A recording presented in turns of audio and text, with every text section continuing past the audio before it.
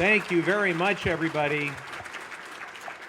Wow. Hello, San Juan Capistrano. How are you this afternoon? Fantastic. I want to give a special shout out to my mom and dad who are here. Give them a round of applause.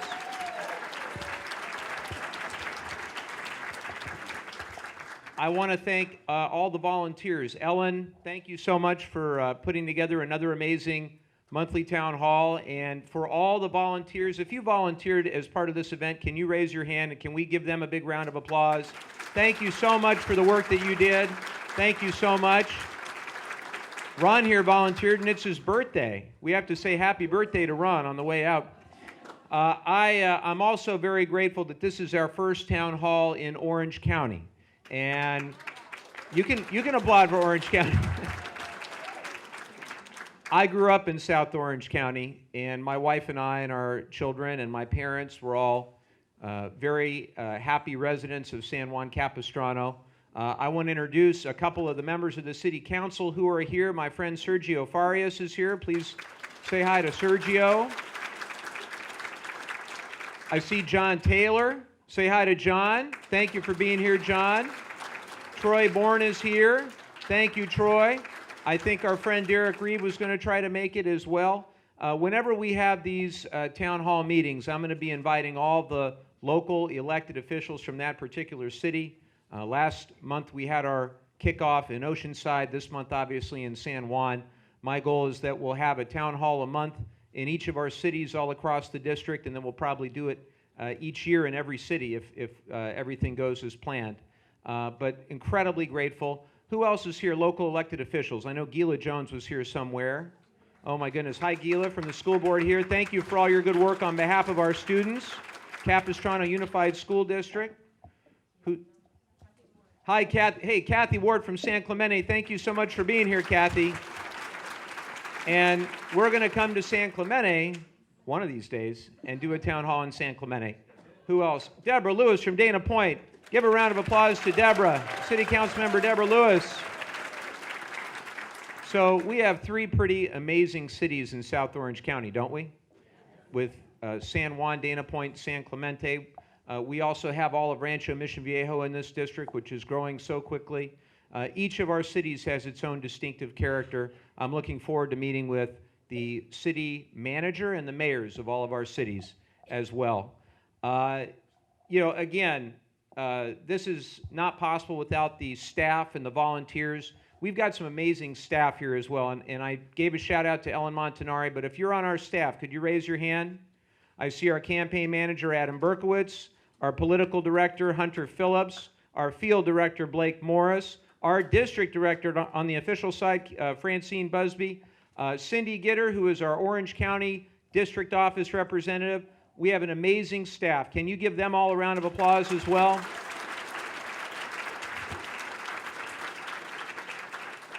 So I wanted to start by giving you all just a brief update on some of the work that we're doing in Washington, D.C. We're going to leave plenty of time for questions. And it's been 51 days as your member of Congress. Pretty amazing. Now, the government was shut down for 35 of those. And we've had an emergency declaration for the last few, so they don't prepare you for this during new member orientation, but you just have to sometimes expect the unexpected. But we've done a lot in 51 days, and I'm going to go through just a few of those accomplishments right now. I was proud to co-sponsor our very first piece of legislation in this House. It's known as the For the People Act, or H.R. 1. It's a comprehensive bill that'll work to end the culture of corruption in Washington and bring more transparency to our political process and get the dark money out of politics, I hope once and for all. One of my top priorities is addressing the nuclear waste challenges at San Onofre. And in addition to ongoing bipartisan legislation, because nuclear waste doesn't care if you're Republican or Democrat, it impacts us all the same. We've also launched a new San Onofre task force that's going to convene local experts and stakeholders to help drive solutions. And it's co-chaired by the former head of the Nuclear Regulatory Commission and a retired Navy admiral, and we'll start meeting very soon to determine the best legislative and regulatory path forward to get the nuclear waste off our coast quickly and safely and once and for all. I co-sponsored, and I'll talk about the committees in a minute. This is through one of those committees on natural resources, but I co-sponsored 2 bills to protect our coastline from future offshore oil and gas drilling. I was also proud to support legislation that will bring more federal funding to California for wildfire prevention and recovery. And on a different note, I helped introduce legislation to institute universal background checks on all gun purchases. I also helped introduce legislation to institute a $15 minimum wage so that families working full-time can make ends meet. We're already getting there in California. We need to advance that to the rest of the country. And the Paycheck Fairness Act to help break harmful patterns of pay discrimination and strengthen workplace protections for women. And just yesterday, you may have seen this, the House introduced a resolution that would block the President's emergency declaration. I want the residents of South Orange County and the residents of the 49th to understand the specific toll that that emergency declaration could take on our district and on Camp Pendleton in particular, because a lot of the funds that we're talking about here are MILCON, military construction funds. We got the list on Monday, and there are 6 line items on the list that are potentially at stake for Pendleton that total about $124 million. The most troubling of them is a $47 million line item for water infrastructure to keep the quality and safety of our drinking water clean and safe for our troops and for their families. There's another $45 or so million for a facility for amphibious vehicles. Now, those that know about the 1st Marine Expeditionary Force and the great work that is done at Camp Pendleton, and the reason that Camp Pendleton's geography is so important is that it's only one of 2 facilities in the entire United States where we are training our men and women who carry out amphibious missions. First to fight, some of the bravest people you'll ever meet. They deserve to have up-to-date and quality facilities for those amphibious vehicles. And if we care about safety and security, we need to make completely sure that we care about the readiness and preparation and safety and quality of life for the men and women who serve bravely at Camp Pendleton, and I will fight to keep that money here in our district. It also has obvious indirect economic benefit for our district as well when we have $124 million of infrastructure projects there on the base. I was just yesterday, speaking of the border, because I get asked all the time about this, I visited the border yesterday. I was at the port of entry at San Ysidro, and I was there with Steny Hoyer, who's the majority leader, along with Congressman Juan Vargas and Congressman Scott Peters, and it's in Juan Vargas's district. And what I saw reaffirmed my belief that we need investments in our border, but not the type of investments being envisioned by this emergency declaration. What I saw at San Ysidro was one of the state-of-the-art facilities in the entire United States. We have 330 ports of entry, and 80 to 90% of the drugs that are attempted to be brought into the United States, fentanyl, methamphetamine, heroin, and cocaine, are brought in through the ports of entry, not between them, where we might want to build a wall, but at the ports of entry themselves. 100,000 people a day cross through the U.S.-Mexico border, and I can tell you the men and women who work at Customs and Border Protection at San Ysidro are incredible. They are brave. They are doing their job with humanity and decency and respect, and that's ultimately what I believe in. Some of you may know that my mom's parents immigrated from Mexico, and they always believed in an America that treated everyone with respect and dignity and decency, regardless of your country of origin, your race, your gender, your religion. Those are the principles I was raised to believe. Those are the principles that our border security policy needs to embrace. We need a border security policy that is both emphasizing security and decency and humanity and treating people with respect. So that's what we've tried to do. The package that was agreed on in the appropriations bill, it did provide additional personnel and additional technology funds, and that's what's ultimately needed. We need to get the standard that we have at San Ysidro, one of the finest in the country. We need to embrace that sort of technology and that sort of personnel all across our 330 ports of entry. There are only 1,200 people who work there for 100,000 people that cross every day. I learned a ton more about this, but it just reaffirmed my belief that we're doing the right thing when we focus on those ports and not focus on what's in between those ports. That's what we need to continue to do. I want to talk a bit about the committees where I've been assigned. The first and the one that I am the most proud of is the Veterans Affairs Committee. Thank you. I want to thank our veterans that are here.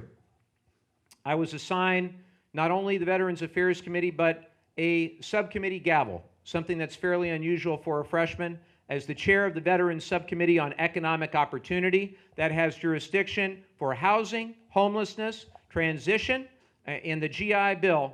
And I have a goal of 0 homeless veterans in the 49th District.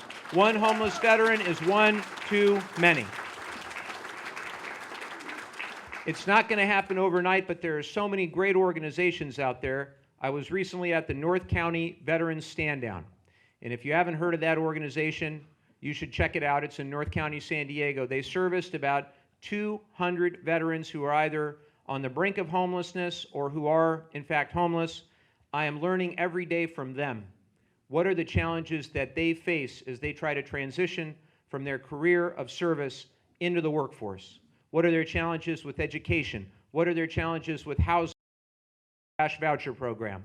So we're going to bring field hearings to here in the 49th. I get to do that as a subcommittee chair. And we're going to make sure that we tackle veteran homelessness, veteran housing, veteran education, because we owe it to those who have served us so well to serve them equally well. We must never forget that. We've got to always.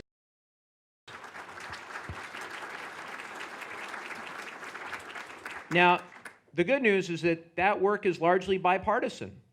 The bad news is that not all the work we do in Washington is bipartisan. There is still a lot of partisan disconnect. And the other subcommittees and committees that I'm on, the Natural Resources Committee, the Subcommittee on Water and Oceans, the Subcommittee on Energy and Mineral Resources, we had our first hearing on climate change in nearly a decade. And I'm proud of that because we have to be talking about climate change and the impact that it has. Now, who here saw the climate assessment where it said that we've got about 12 years to dramatically reduce our greenhouse gas emissions? You all heard about this, right? You can even read it. It's not that long. Well, the other day I had the great opportunity to go down to UC San Diego and the Scripps Institute of Oceanography, which happens to also be in the 49th District, where we have some of the best climate scientists in the world. It turns out that over 20 of those scientists weighed in on that report. And they will tell you that there is no credible scientific doubt that the climate is changing, that we are contributing to that change, and that we need to dramatically reduce our greenhouse gas footprint if we're going to address this crisis. And so I'm equally honored, in addition to natural resources, I am on the House Select Committee on the Climate Crisis. I'm one of three freshmen that have had the opportunity to be selected, along with my friend Jonah Goose from Colorado, Sean Caston from Illinois. And I'm one of 3 Californians on the committee, along with Jared Huffman from Northern California and Julia Brownlee from just north of Los Angeles. There are 9 Democrats, there will be 6 Republicans, and we're going to get to work, and I'd love to bring that committee here to Southern California as well. We know that interesting things are happening with our local climate. We know about coastal erosion. Those who live in Capo Beach see structures that have been around 60, 70 years that are all of a sudden not there anymore. Our friends down to the south in Del Mar have seen the cliffs erode to the point where the Amtrak and the Metrolink, where it goes, is going to have to be moved inland. The folks at Scripps have been studying our oceans, our ocean temperatures, our volatility of sea level for many decades, and they will tell you that this is a big problem for our region, and that includes at San Onofre, where that volatile sea level and rising ocean temperatures are equally present. So we've all got to work together to try to reduce our emissions, and that's why I support a Green New Deal. And there's a lot of misinformation about what it is and is not. So I, originally, I read it many times. We agreed, we weighed in on it, and then the resolution was announced, and then I started reading in the press about it. And I said, wait a minute, I didn't read this part about destroying all buildings in the United States, knocking all the buildings down. That's not what we said. We talk about retrofitting, like we already do in California, but not knocking all the buildings down. And I said, well, wait a minute, what about this part about no more cows? I didn't read that part either. Or how about no more airplanes? I didn't read that in there either. So here's the thing about the Green New Deal. Don't let people scare you. We're already doing the Green New Deal in California. Never let anyone tell you that if you protect the environment and try to reduce the emissions and build the clean energy economy, that it's going to somehow be bad for our country, because just the opposite has happened here in California. We have reduced emissions, and we have grown the economy with the clean energy jobs of the future. And all I'll say is I am convinced we're going to be using a whole slate of new clean energy technologies in a whole variety of ways in our lives. How we move around, how we move goods around, how we build buildings, how we get our electricity in our homes and our businesses. All of that's going to be innovating with new technologies we don't even know exist yet. The question will be whether we embrace that innovation, whether we invent it here, whether we manufacture it here, whether we deploy it here first, as we've done with every other industrial revolution in the history of the United States of America, or whether we cede that leadership to other countries around the globe who invent and manufacture and deploy before we do, and then we use those technologies that are invented and manufactured and deployed elsewhere. I don't want that to happen. Do you want that to happen? I want to invent here in America. I want to deploy here in America. I want to lead the way. I want to restore our global leadership on clean energy. I want to make sure that we're pushing the envelope to reduce emissions. And I think that California is a great example of doing this. When you lead the way and you grow the economy, our per capita economic growth is excellent, our unemployment is low, and we're protecting our air and our water. I think that's a great national model. What do you think?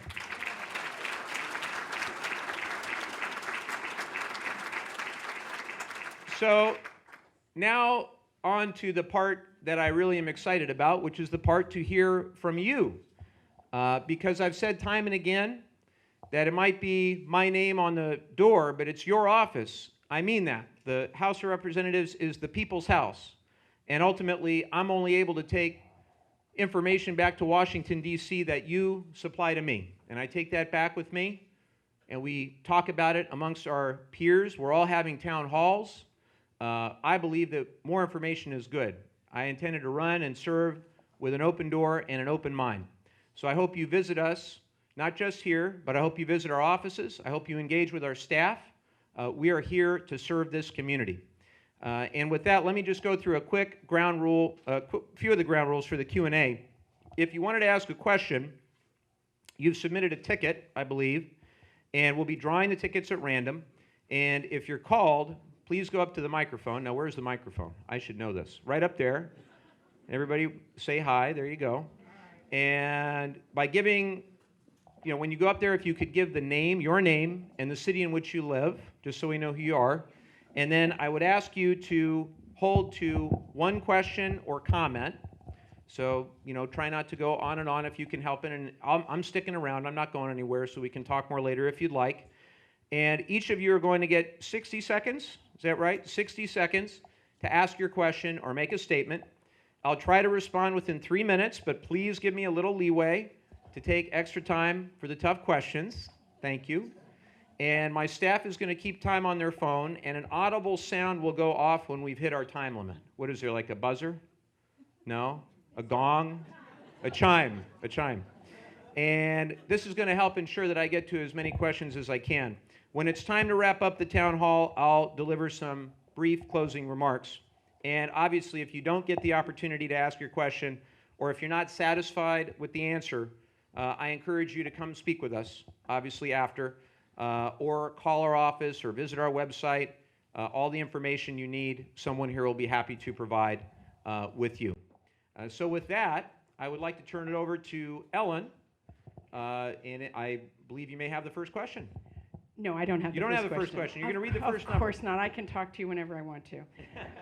So what we're going to do is Liz here is going to be pulling out tickets, who I randomly chose from the crowd.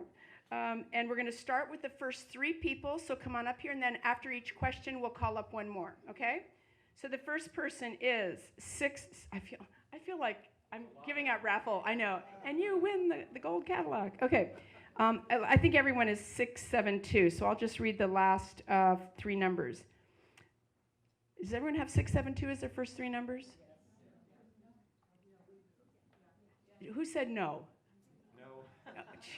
Oh, okay. So it's 672 045, 008, and 086. So why don't the 3 of you come on up here?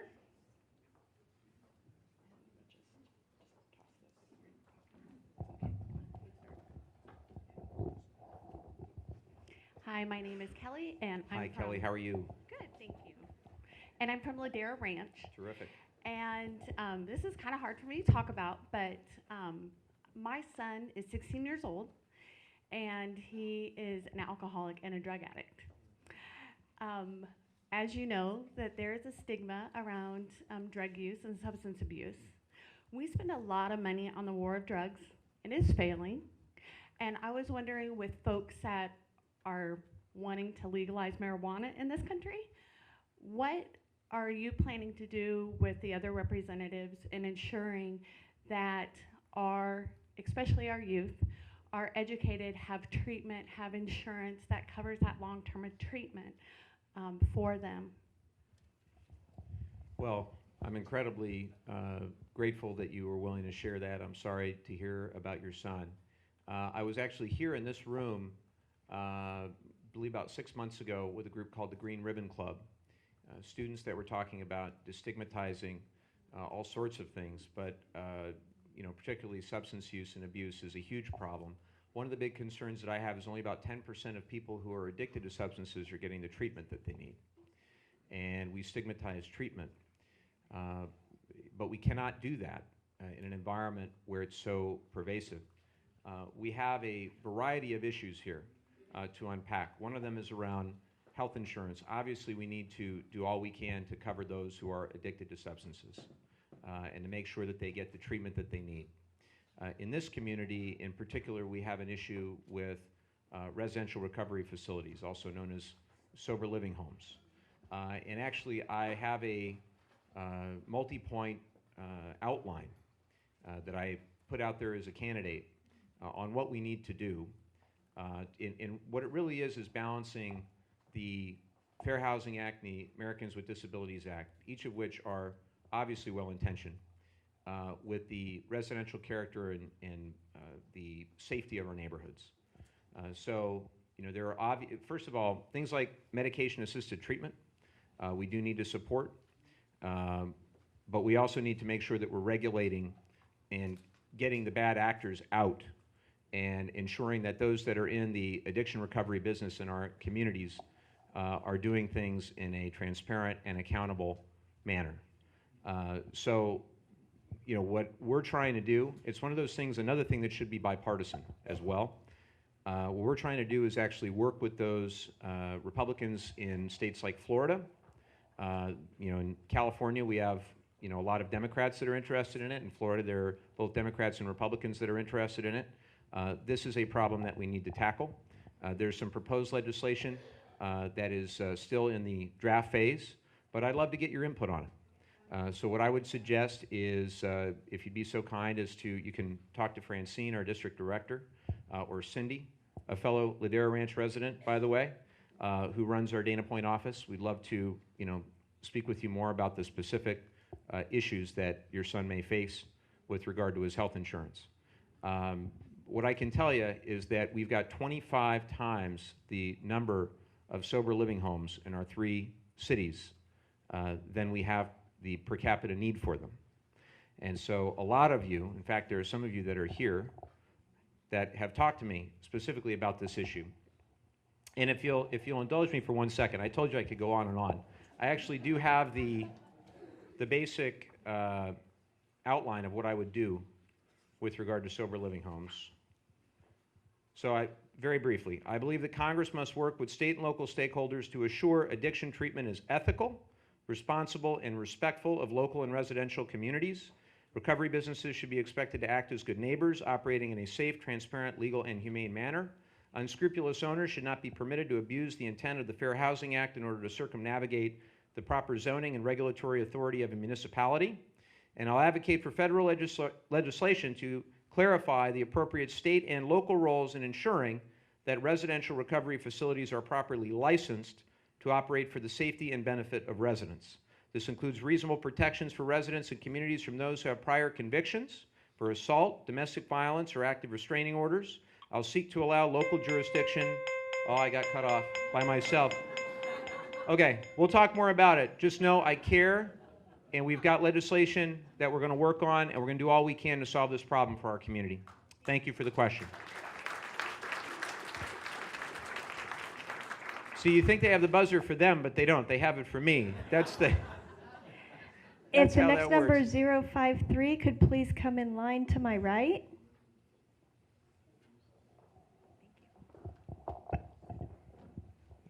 By the way, I want to thank all the people watching this on Facebook Live as well. I guess there's quite a few people watching this.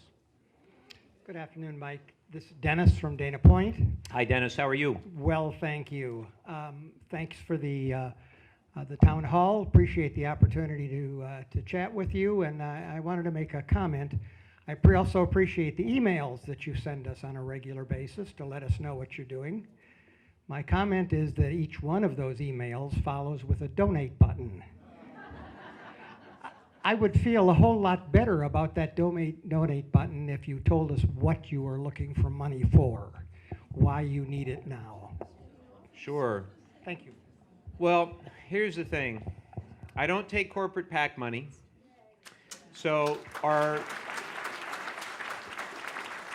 campaign was funded this past time by 113,000 plus individual people who gave about 200,000 donations, the average of which was around $30.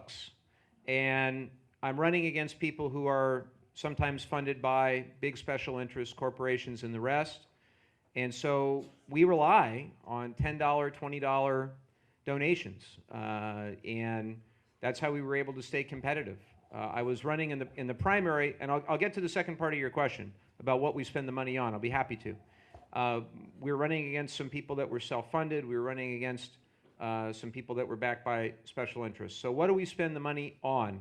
Well, you see, where is Blake? Blake, you see Hunter, right? You see Adam over there. We have to pay them. That's one thing. We have a little campaign office in San Clemente. We have to make sure that we make rent. And then we're going to be continuing our voter communication over the course of the next 374 days. There are 374 days until the primary in March of 2020. Who's counting, right? And the reality is, when we had a great victory on November 6th, 2018, we started the re-election on November 7th, 2018. The campaign staff has been kept intact. The apparatus needs to be, because of our primary being moved so far forward.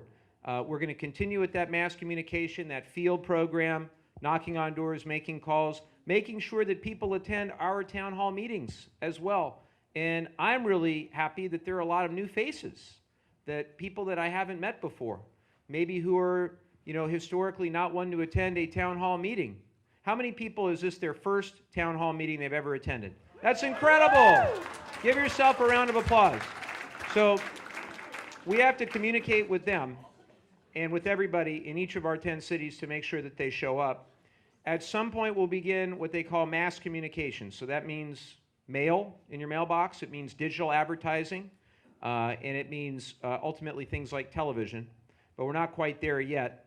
But we have to maintain a solid foundation, because if you haven't noticed, I'll be targeted in terms of the 2020 re-election. I'm already on the list of the seats that the other side would most like to flip, and also on the list of the seats that our side most needs to fight to keep.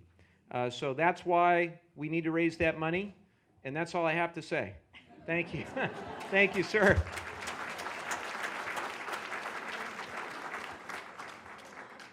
If 028 could please come up. Hi, I'm Chuck Hackworth from San Clemente, California. How are you, sir? Thank you. This might be a little flippant at this point in time. The Democrat Party now has about 8 candidates for the president election in 2020. And those are just the ones that announced yesterday. Yeah, Right. exactly. So my question is there any particular candidate that you feel you could support at this point in time? Well, I want for all of you and the California primary voters to be able to make your determination. I am, in all likelihood, not going to endorse a candidate until after our primary. The problem that I have on a personal level is that I know several of them. Many of them endorsed me and campaigned for me. So, we had Senator Bernie Sanders. He had a rally with 2,000 people in Oceanside. And we had Senator Harris that did an event, and Elizabeth Warren, and, several of my colleagues are running in the House as well. So the only thing that I know to do, the best thing that I know to do, is to support everybody I can, but no one in particular. Obviously, I want to see a new president in 2020. I want to see us hold the House, and I want to see us take the Senate. But truth be told, most of the work that I do on a day-to-day basis in Washington is not partisan, particularly as it pertains things like veterans, particularly as it pertains things like addiction recovery or San Onofre. These are not partisan things. Sometimes I worry that we get too caught up, both left and right, we get too caught up in a bubble, and we forget about those values that bring us together as Americans. And I'm very hopeful that as my 6-year-old and 4-year-old, as we raise them, that they will know what it means to be an American, and that being an American transcends the party you belong to. And I'm really hopeful that we're going to get back to that place. Thank you, sir. If 029 could please come up. I just want to say one more thing about that. I was elected to represent all 720,000 people in the district, those that voted and those that didn't, those that voted for me and those that didn't. And that's my obligation, not just to represent those that voted one way or the other. And that's an obligation I take very, very seriously.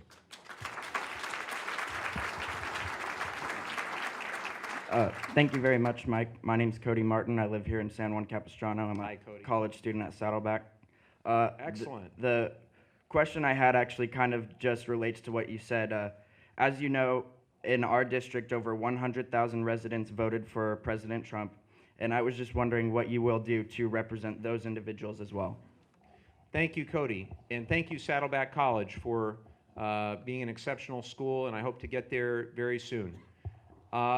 Well, the reality is, as I just said, I have to represent all 720,000 people in the district, and there are a whole lot of things that I can do as a member of Congress that have nothing to do with party. Now, of course, I'm going to vote my values, and I am a Democrat.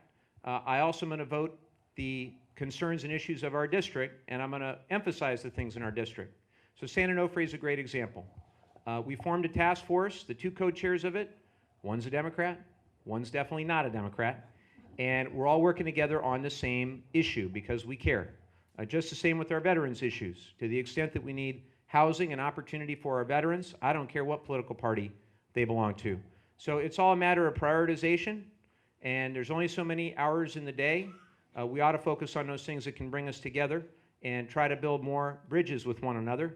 And remember that we're all in this together in this country. We're all going to move this forward as a country, or we're going to move it backward as a country. As a city here in San Juan, we're all going to move our city forward, or we're going to move it backward. Collectively, we've got to do all we can to try to unite. And it's not always easy.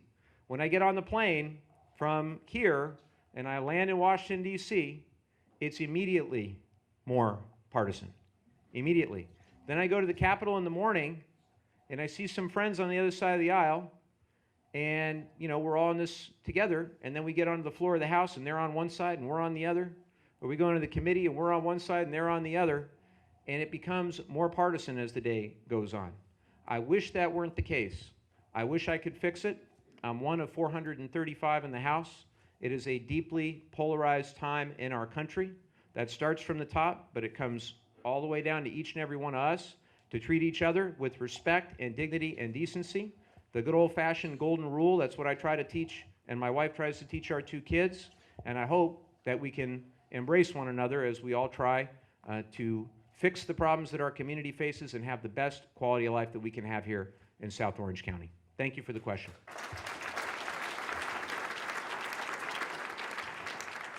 .007, please come up. 007, wait a minute, it's James Bond in the house. You're not James Bond, wait a minute. How are you, sir? Thank you. Hi, it's Ted Quinn from Dana Point. Thank you for forming this, Congressman. Can you establish a working group with other members of Congress to establish a permanent solution to the spent fuel storage at San Onofre, and establish a higher priority for the transport of this spent fuel from San Onofre and other shutdown sites near the ocean? That is a fantastic idea. So fantastic that we may already be doing it. I'd like to start a spent fuel caucus. Maybe we need a better name than spent fuel caucus. That's kind of a boring name. But there are about 60 or 70 sites throughout the country where we've got this same type of issue. But what I've tried to do, there was a bill last year that died in the Senate, H.R. 3053, and there was something that I thought was missing from that bill. It talked about consolidated interim storage, talked about permanent storage, but it didn't specify that there needs to be a hierarchy for the spent nuclear fuel sites around the country based on environmental externality, environmental risk. And so I want to insert language into that bill, and so far both Republicans and Democrats have agreed that it's a good idea. John Shimkus, Republican of Pennsylvania, who I meet with and speak with often about this, and our friend Scott Peters from San Diego, and Harley Ruda has been great on this issue, just to the north. I believe that we need to include specific language around seismic risk, because there's no other site in the country that has spent nuclear fuel, much less 1,600 tons of spent nuclear fuel, that has 2 active earthquake faults and a whole host of inactive earthquake faults. And so I believe any site with seismic risk like that needs to be moved to the very top of the list. And so I'm very hopeful we'll get that language put in, and that we can get San Onofre moved to the top, so that when we finally have a interim site or a permanent site, which we've been waiting on forever, and by the way, there's more momentum behind that on a bipartisan basis than there's been in many, many years as well, because I think people are finally starting to understand the significance of the threat around the country. I want San Onofre to be at the top of the list, and I'm going to do everything I can to make that happen. A big reason we assembled this task force is to try to ensure that that would be the case, that we would make the case persuasively. And that's why we have a former chair of the Nuclear Regulatory Commission and an admiral in charge, because they're pretty persuasive. Thank you for the question. Okay. And to Ted, if you're interested in joining us, just let us know as well. We'd be honored to have you as part of the group. Yes, sir. If 009, 006, and 030 can please come up in line. Now you're 007? I wish. You will. All right, sir. My name is Juan Valdez. I'm a resident of San Juan Capistrano. Thank you, Also Juan. a graduate from Saddleback College and All right. UCSD. Wow, all right. Two-part question. First, are you aware of the efforts that the Trump administration has been putting forward to privatize the VA? And do you know the effects this has been having on the like the South OC vet centers and the issues that they're having with hiring and downsizing? Well, first of all, I'd like to thank you for serving. Appreciate that very much. So this goes back to the gentleman, was it Cody? Cody's question, how do we serve everybody? This is a great example. My Republican friends on the VA committee want three folks from Mar-a-Lago to decide the future of the VA any more than I want three guys from Mar-a-Lago to decide the future of the VA. And the bottom line is that we're going to hold hearings with the new secretary to ensure that that isn't the case, that they are not privatizing the VA. If they want to provide more choice and options to you to be able to have the best care or the most specialized care, that's one thing. But we cannot undermine the fundamentals of the VA, which is a unique and incredibly successful organization by and large, despite some of the bad press in terms of the quality and the service, the facilities that I've had the opportunity to visit, the people that I've had the opportunity to meet. So we're going to do everything we can to fight for the continued foundation of amazing care at the VA. The other thing that we just did, so when they tell you that Congress can't get anything done, sometimes that's true, but just a couple weeks ago, we did get something done that overwhelmingly passed in the House, now is in the Senate, and I think Leader McConnell is going to pass it in the Senate, and I think he's going to send it to the President's going to sign it, and it's going to be a great thing for our veterans and their families. What it would do is provide free child care for any veteran or their family visiting a VA hospital while they're there getting looked at, getting an appointment. 10% of those who visit the VA, I should say 10% of those who would visit the VA have told the VA that they don't go because of the lack of child care. So this is the example of something that we can actually get done that's not that controversial in the grand scheme of things, not that expensive, but certainly a worthwhile endeavor, and we're going to do all we can, again, to fight for our veterans. I'm also on the Veterans Health Subcommittee, so we should talk after about any other ideas that you or any of our veterans here have about how to improve their quality of care at the VA, and I thank you for the question and thank you for your service again.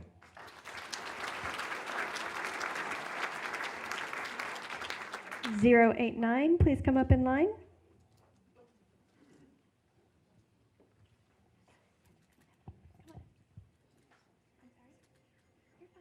We're still looking for 007. My name is Jennifer Massey. I'm a resident 40 years in San Clemente. All right. And we all love you so much, Mike. Thank you. I love you back. Thank you so much for all you're doing. My question was regarding San Onofre nuclear waste, but since you already described what you're planning with Greg Yasko, is there anything that we as citizens in your district can help you with on that issue? Well, there's going to be a variety of things that I think you'll be able to do over time. They mostly involve continuing to get the word out about the seriousness of the problem. I am not of the belief of scaremongering or fearmongering. I don't think we should be doing that, nor do I think we should be irresponsible in underestimating the risk. So I've had some pretty productive conversations with our friends at Edison, some of whom have said that there's no risk whatsoever. I simply don't believe that. And I want to do, if there were no risk whatsoever at the reactor sites across the country, there wouldn't be such an urgent need to move them all to an interim or a permanent storage facility. So public education is key, and there will be opportunities over the course of the next years, months and years, to assist us with that public education. So stay tuned. And evacuation plans, I've mentioned this at the city council meetings in San Clemente. I've never gotten an answer that I felt was one I'd be comfortable with. I agree with you that we must be cognizant of the magnitude of the risk given seismic activity, the volatility of our sea level, and the amount of waste there, that we've got to have a better emergency plan in place. To the extent that an emergency plan exists, it has to be made more publicly available. And I understand that people, obviously you don't want to be afraid or you don't want to stoke fear, but we just want people to be aware. Just because we have earthquakes, we're not all, I mean, we're here, aren't we? Right? We know earthquakes happen. We're aware and we're prepared, hopefully. If you're not prepared, please go prepare for the earthquakes as best you can and get all the supplies you need. But the point being is that you're absolutely right, and that will be part of the work of this task force. We've got some great community activists that are engaged specifically in the emergency management, and I'd like to engage the County of Orange, the County of San Diego, and our local cities as well to understand what's already there and to figure out how we can supplement and enhance and amplify the message. Thank you.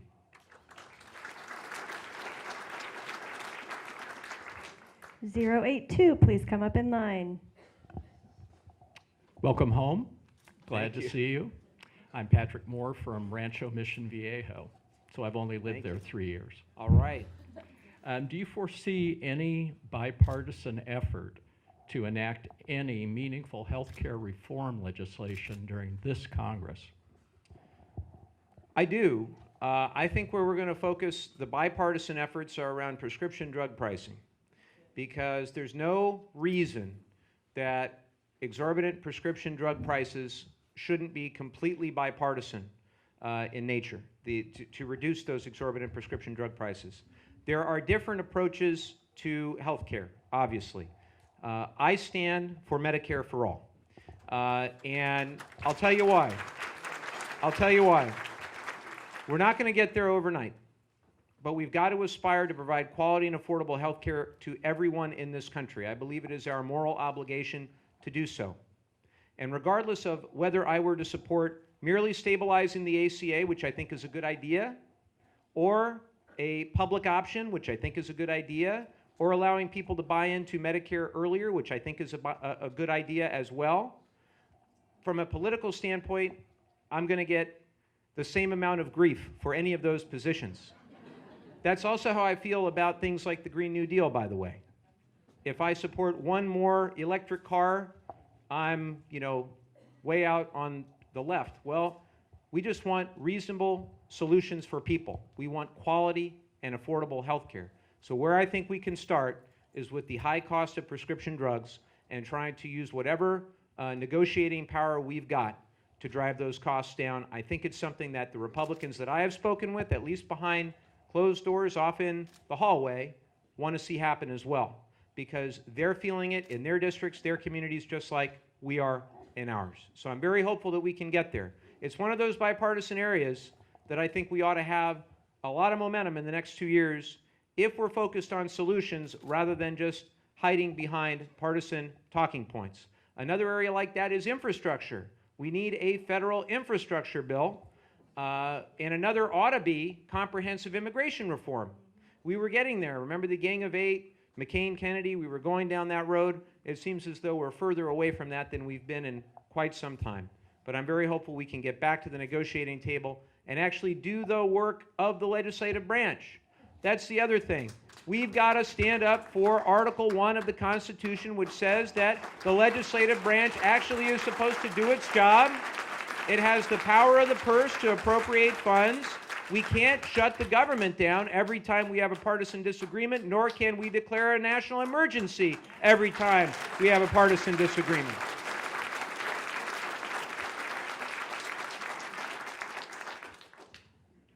#038, please come up to line. Hi, good afternoon. Thanks for having the town hall Thank today. you. So we're really concerned in San Clemente and San Juan Capistrano about the toll road coming. And we're also very concerned about Caltrans in their role in the TCA. They're working on things to make it so the TCA and other transportation projects would have no CEQA and NEPA, for example. They're also investing a ton of money and time studying economic discrimination for putting toll lanes on our freeways. So I'm just wondering what you recommend can be done to kind of rein in Caltrans with this economic discrimination. Thank you for your question. The first thing that I would ask everybody to do, there have been so many great community activists in San Clemente and San Juan Capistrano and throughout South Orange County that have stood up on behalf of residents and said no toll road through our South Orange County communities. Can you give them a round of applause? Because they're doing the work. So I thank you for that work. I don't support any of the proposed routes that TCA has put forward. You've got routes that go straight through San Juan. I don't like that. You've got routes that go in my backyard. I don't like that either. And then you've got routes that go straight through residential neighborhoods in San Clemente. I don't like that either. Then you've got other originally designed routes that are supposed to go through and potentially impact open spaces and maybe even trestles. I don't like that either. So right now we have a legitimate concern around mobility in our district. That is a real concern. The average commute time in our district is 27 minutes. So every day, 27 minutes back, 27 minutes forward, that's an hour that our residents are away from their families. So any legitimate solution that doesn't require destroying open spaces, the environment, particularly when it's been designated as a protected open space, or destroy the character of our communities, I'm amenable to. I like advancing technologies, mass transit technologies, whenever they're practical. I just had OCTA in my office, and I asked them, what can we do to get more buses? What can we do to get more ride sharing? What can we do to get more regional mobility? I've spoken to our supervisor as well about this. We don't see eye to eye on all of it, and I am not a fan of those proposed roads. I will do everything that I can to try to reduce that commute time, again, in a way that is responsible to our environment and to our communities. I think that's what you all want, right? You want to spend more time with your families. You don't want to destroy the communities that you live in. So, you know, it's not going to be simple, but I'm very hopeful. And if you want some examples of some great things that are happening, you go to the other part of my district, where the North County Transit District in North County, San Diego, along with the MTS, are building the mid-coastal. They've got the coaster, the sprinter, and now the mid-coastal. So in addition to the Amtrak, the Metrolink, you now have the beginning of a regional transportation mobility program. And that's something that we ought to be thinking about for greater South Orange County as well. I am encouraged by OCTA. They've been very open to my suggestions and my input, and I look forward to further discussions with them. Thank you so much. Can 039 and 049 please come up? Who was 007? I missed it. I'm very... Well, I'm married to Roger Moore. He's my 007. Oh, really? In the There front. That's, yeah. He's very shy, though. Hi, my name is Linda Moore, and I'm from San Clemente. So he's really Roger Moore? He's really Roger Moore. Wow, Yeah. that's amazing. Yeah. All right, well, you're okay with me. She took my question, toll road, but I am curious about your typical workday as a congressperson. Could you describe it just Sure. real briefly? I will. So Monday morning, I will wake up really early, probably about 4 o'clock in the morning or 3:30 in the morning. I don't even want to think about it. And I will go down to San Diego Airport. Now you say, why San Diego Airport? Why not Orange County? No direct flight to Washington from Orange County. I tried that. I got stuck halfway across the country, and I almost missed votes. I said, this is not good. So I go down to San Diego. I take that 8 o'clock flight. It's a United flight, and there's 5 of us on it. Susan Davis, Juan Vargas, Scott Peters, myself, and Duncan Hunter. We're all on the same flight every Monday. So you talk about regional collaboration. I spend 10 hours a week with these folks. And so what's that? There's nobody's in first class. Nobody's in first class. No. And I don't have any status yet, so I'm like way in the back, usually in a middle seat, but that's okay. So then, you get there and you got to vote by 6:30 Eastern time. Usually I'll get in around 4 o'clock, give or take. We'll get to the Capitol. I fly into Dulles. We'll get to the Capitol by 5. I'll vote at 6:30. Usually there's opportunity for some sort of event or something. There's a Monday basketball game that I haven't played in yet with my colleagues. Then Tuesday, Wednesday, and Thursday are packed usually. You're voting usually 1 or 2 vote series a day, sometimes in the morning and the afternoon. Just depends on what's going on. Then there are committee hearings and meetings. So I have 3 big committees, and I actually like to, number 1, read. I know this is a crazy idea. Prepare, think about good questions to ask, and show up on time. This is crazy stuff, I know. And then I like to attend the caucuses that I'm involved in as well. I'm a member of the Progressive Caucus, and I'm a member of the Hispanic Caucus. So I attend all of those meetings as well. And whenever there's time, I try to make calls to folks back home to address constituent concerns, to speak with our staff. And then usually Thursday at around 5 o'clock on a typical week, sometimes it falls into Friday, I will fly back. Usually I take about a 5:30 flight. I get back around 8:15 Pacific time, drive home around 9 o'clock. Friday and Saturday, I'm yours. Wherever, whatever's going on, whatever events you have, there's a million events, and I literally could clone myself and not attend all of the events. And then Sunday is for the most important constituents. That's my wife and our 2 kids. So I used to have a rule when I practiced law for a law firm that if you called me or left me an email or a text message, I'd get back to you within 8 hours, day or night. I don't make those promises anymore. What I will tell you is that your members of Congress are working very hard. Whether they're Democrats, Republicans, they're all working hard in the best interests of their district. And I'm out of time. Thank you. Thank you. Was that interesting? All right. You never know what's going to be interesting to people. Thank you. Sorry, 083 and 052, please come up. Hi, I'm Deborah from Mission Viejo, and it's an honor to be here. Thank you. My question has to do with the recent government shutdown and how much it devastated our government workers. And what I'm going to ask of you is if you would be willing to propose legislation for the workers such as TSA, FBI, Coast Guard, and so forth that worked during the last shutdown, did not get paid, that any next government shutdown, hopefully not, that they will get paid, because that was just a travesty to see in the hardship they went through. I totally agree.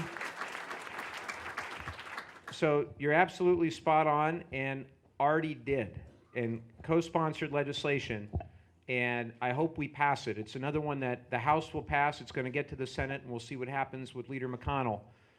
I learned personally how tough this shutdown was for this district. And you would not believe the number of calls that we got and the number of emails that we got. I'll give you a few examples. You heard the number 800,000 a lot, right, of the 800,000 people in the country who were impacted. So we have about 11,000 federal employees in the district, and our best guess is that about 3,000 of them were impacted. Many of them, about a quarter of them, are veterans in this district. So you had 700, 800, 900 veterans who were directly impacted, who went 2 pay periods with no pay.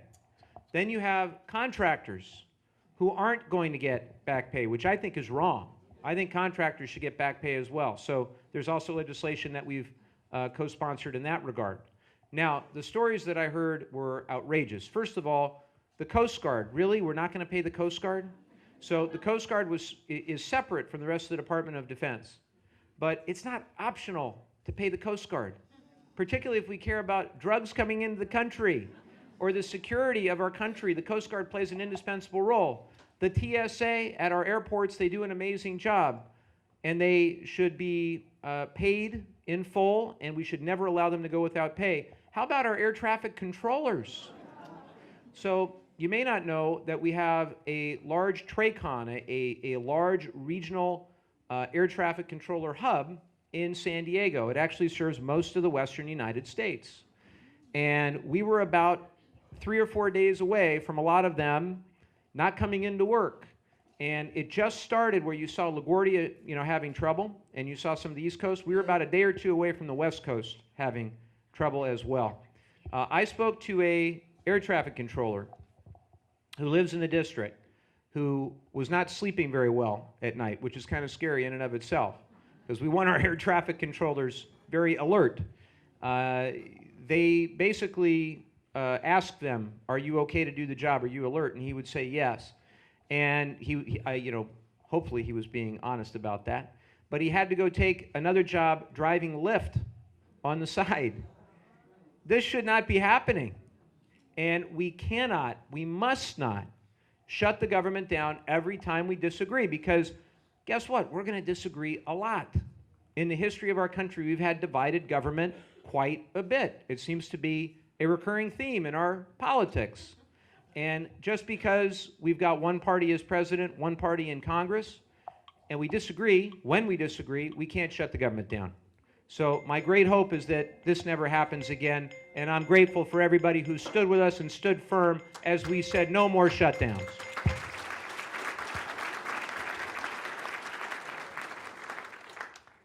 Zero 84, please come up to line.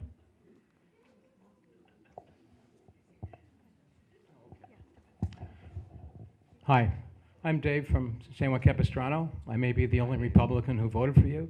No, there's a lot, I got to tell you something. Since we've been doing this, I've had so many Republicans that said, I'm a Republican and I voted for you. If that were true, I would have gotten 250,000 votes. But I'll take it, Dave, I'll take it. Yeah, I pulled the lever. Thank you. Okay, my question. Based on your visit to San Ysidro, the border crossing point, do they have the technology to detect various drugs in trucks or other vehicles? And if yes, is this affordable to be put in the hundreds of other sites along the border? So the answer to the first part of the question is yes, they absolutely do. They have the best at the country, in the country at that, and we also get between 60 and 70% of the fentanyl is coming, they try to bring it through San Ysidro. Between 50 and 60% of the methamphetamine they try to bring through that specific port of entry. It is expensive. The technology is expensive. And is it something that we should be doing at those other ports of entry? Well, certainly at the larger ones. I think we have to. If we're going to spend billions and billions and billions and billions of dollars, let's get it right. Let's actually do the job. Let's keep the drugs out of the country, and let's make sure that we do it effectively. Not using a 5th century technology for a 21st century problem, but actually having the technology that's up to the job. So a couple of stats about San Ysidro really quick. 100,000 people every day, as I mentioned. You could add up the 8 largest airports in the United States. There are actually more inspections done at San Ysidro than the 8 largest airports in the United States put together. Of the 100,000, about 1,000 a day, 1,000 people a day are given additional inspection for whatever reason. There are about 80 a day who have to be detained for whatever reason. Virtually all of them are legitimately seeking asylum. They are not a threat to our nation insofar as they are not dangerous. They are desperate for our help. And based on the values that I believe we share as Americans and the precedent, both international law and our own domestic priorities, I believe that we ought to treat these asylum seekers with the respect and decency that they deserve. We all share a common humanity, and if people are legitimately fleeing political persecution or violence in their home country, we should treat them with decency. So,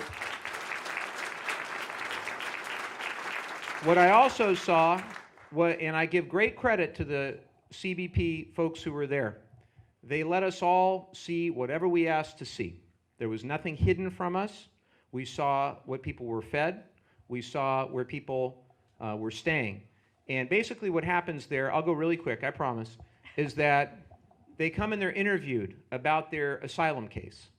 And that interview can take 2 to 4 hours, and they have all kinds of different languages that are spoken, so they need all kinds of people with different language skills. And after that interview, there's no assessment of whether the asylum claim is valid or not. That is sent to the judicial system.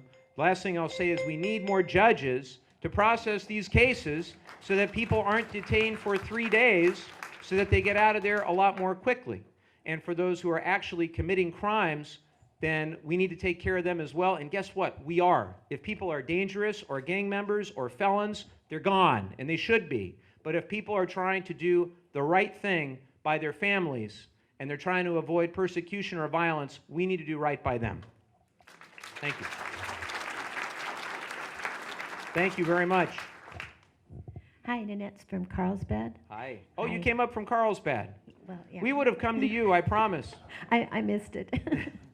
Okay, my question was on universal health care, and you kind of already answered that. I just wanted to add a suggestion there, and that is I'd really like to see that the Democrats come up with an actual plan, and this is going to help you in 2020 and everybody else. I mean, we're really lacking that. There are a lot of people that are really, really suffering and really need that, and I don't see anything on the Democratic platform. And so that was just my comment on there, and I just would like to go on to say, how can we, here's the question, how can we help stop the fake news? Because I listen to the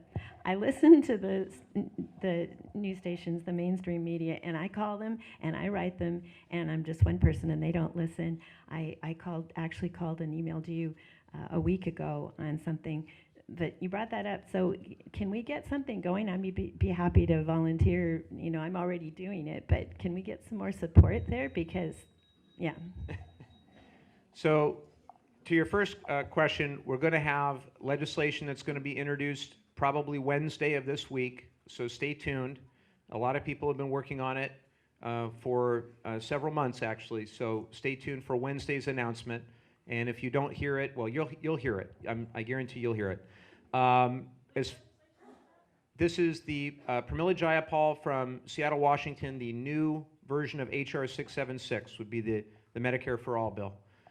There's about 100 plus co-sponsors already, and every major Democratic candidate for president, we think, will support this initiative, virtually all of them anyway.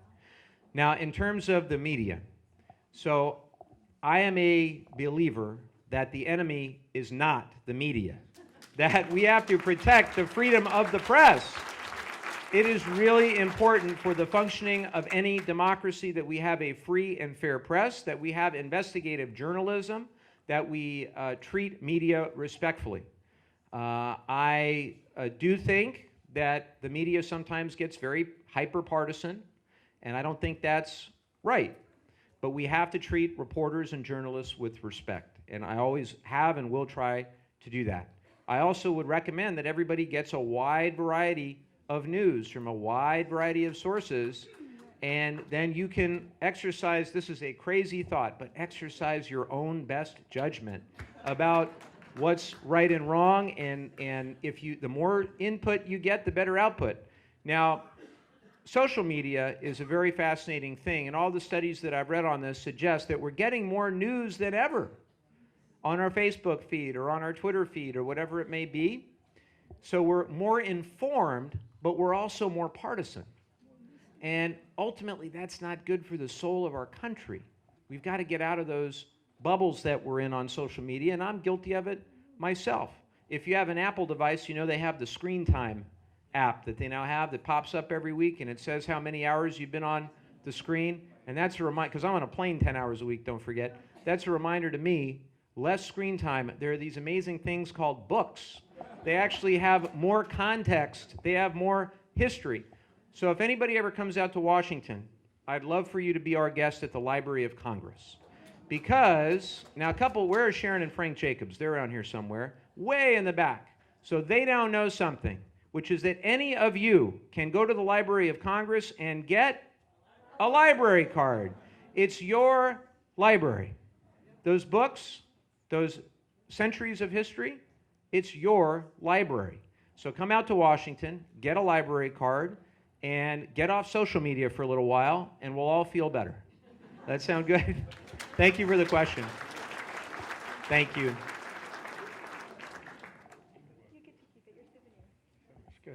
My name is Jerry Cluck. I live in San Juan Capistrano. Thank you, Jerry. I'm really concerned about all the money that they've stolen from our Social Security. All these years, they've been taking the money out of there. Are we ever going to get that money back? They owe me $1 million. Jerry, good news for you. Well, good news from where I stand on our side. We just introduced a bill called the Social Security 2100 Act. And here's the sad thing, is with all the things that have been reported on, that bill, the Social Security 2100 Act, might be the most significant bill that we've introduced, because it would put Social Security on steady fiscal footing through 2100. And it would do it in a fiscally responsible way. It would also help increase benefits. I'm a steadfast proponent that Social Security is something you've already paid for. It's insurance that you've bought, and I cannot stand the word entitlement because you have paid for it. You bought that insurance, you worked all those years, and we need to do what our solemn obligation to you is, which is to make sure that you are receiving the benefits that you have earned. So we're going to work very hard, and I'd recommend take a look at this bill, Social Security 2100. I'd love to get your input on it, and one of our staff can provide you with the specifics, because I agree with you. We can't raid the Social Security Trust Fund. We've got to provide not just current stability, but we've got to think beyond the next 20, 30 years to what Social Security is going to look like to make sure that it's a promise, not just for your generation, but for mine and for my kids' generation as well. So I thank you for the question, sir.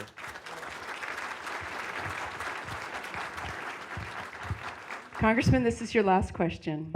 Oh my goodness, okay. I'm so excited, I've made it up. I want to say thank you. I was a very strong constituent and worked for you to get you where you're at, and I'm so thrilled to be here and that Thank you. you're actually having a town hall meeting, and that is really exciting to me. Thank you. Thank you. Thank you. Congressman, I have a question about student loan debt. I have a 30-year-old son who just graduated with his master's degree. His father and mother were both in education, and we couldn't pay for the entire thing. So he's got about, $50,000 he's got to pay back. He just started as a marriage and family therapist. He's doing a great job. He's so excited, but he can't even buy a car because his loan debt is so huge. He's paying 18%. And this country will not let him refinance that loan. So here we have an entire generation of young people that will not be able to purchase a home, to do the things that we had the opportunity to do. So my question for you is there anything on the horizon that would help young people get an education and not be in such great debt? So, great question. And the story that you just brought up is similar to some that I've heard from others, which is stunning. And the answer is yes. We're going to be introducing legislation that would dramatically reduce student loan debt burden. And there are a variety of ways to do it. I don't know which of them is going to make it to Senate Leader McConnell's desk ultimately, and which the president will sign. But I want everybody to know that the president campaigned on this. You can look it up.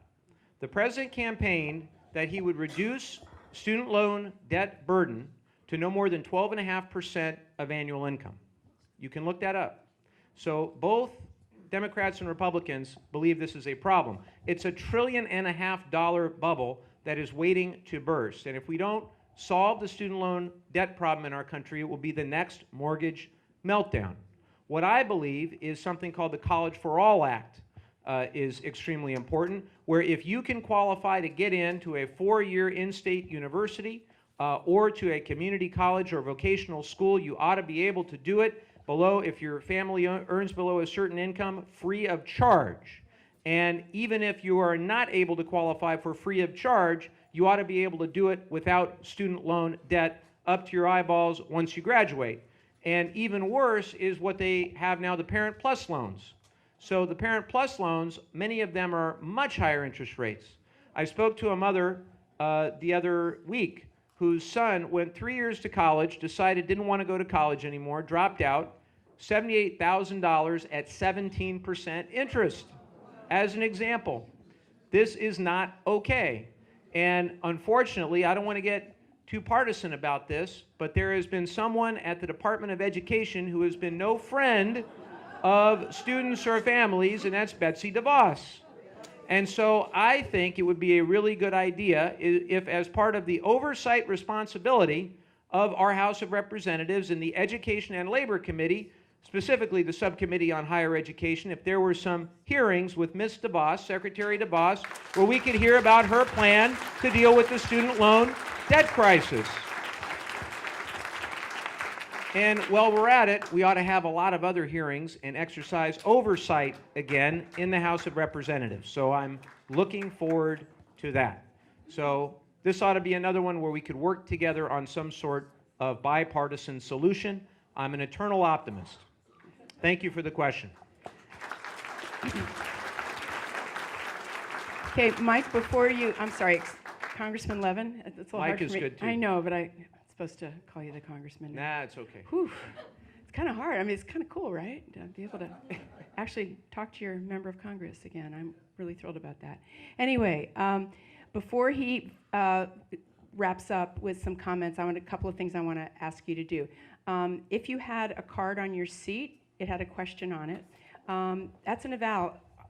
I'm organizing these every single month, and your feedback is super helpful. So anything that we can do to make these better, please put it down on that card, and there'll be people, a couple in the back, but mostly out in the hall there who will collect them for you. If you did not get a card on your seat, there are cards. Remember the table that was out front that said media sign in and waitlist sign in and volunteer sign in?